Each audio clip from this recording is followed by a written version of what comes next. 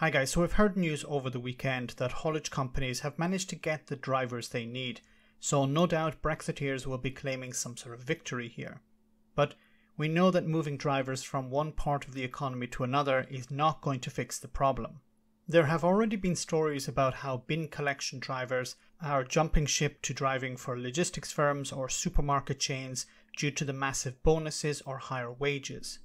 It seems not just rubbish pickup that's been affected, but also bus services. Now this is something that those far from their place of work, those on fixed incomes or universal credit, and of course the elderly deeply depend on. Well, thanks to the ending of freedom of movement, these services are struggling to operate. They're trying to keep things moving, but it's not always possible. This bus company in the East Midlands has lost 10% of its drivers, and across the country there's a shortage of more than 4,000 bus drivers, many tempted away by big salaries on offer to drive HGVs instead. And we can't really blame these people. You know, if somebody comes along and says, I want you to do pretty much the same work for maybe double the pay, you can't blame the drivers for jumping out of buses and driving trucks instead. The mindset of the bus drivers at the moment is that over in the haulage industry, the employers threw money at the problem, at the shortage. So the mindset is now, we might as well do it for £20 an hour driving a lorry as £10 an hour driving a bus. A shortage of drivers means fewer buses can run. The cancellation's a problem for those with no other way to get around. I need 2 buses to run on time to get to work, yeah. It's quite inconvenient if my next bus gets knocked off the service because I go up and work at a warehouse. But I feel for the older people who can't walk into town. You can't get to the hospital if you haven't got transport. It's having an impact on a daily basis at the moment. The bus companies know their customers aren't happy. We can't compete with the logistics and distribution sector at this moment in time. Couldn't you just pay drivers more? It's difficult to do more than we have because other cost pressures are also going up. And this isn't a solution, because if you just pay drivers more, you'll be able to maintain some, but then of course those with deeper pockets will just offer higher wages after that.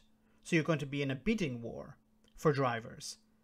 And of course, when it comes to the supermarkets, the consumer is going to pay at the end of the day. And when it comes to the bus service, the bus users are going to pay at the end of the day, either in higher fares or in fewer services. So fuel, for example, is costing us £100,000 more so far in 2021 than it did in 2020 because the price of fuel is escalating. The Department for Transport say they're working closely with the bus sector over workforce issues. All passengers can do is wait, worry and wonder if they'll get where they need to go. Becky Johnson. We've been here before. What is the solution to this? Of course, the solution is to undo the damage of Brexit, undo the ending of freedom of movement, to bring drivers back into the UK, back into Great Britain so they can drive again, they can operate, they can build lives in Britain.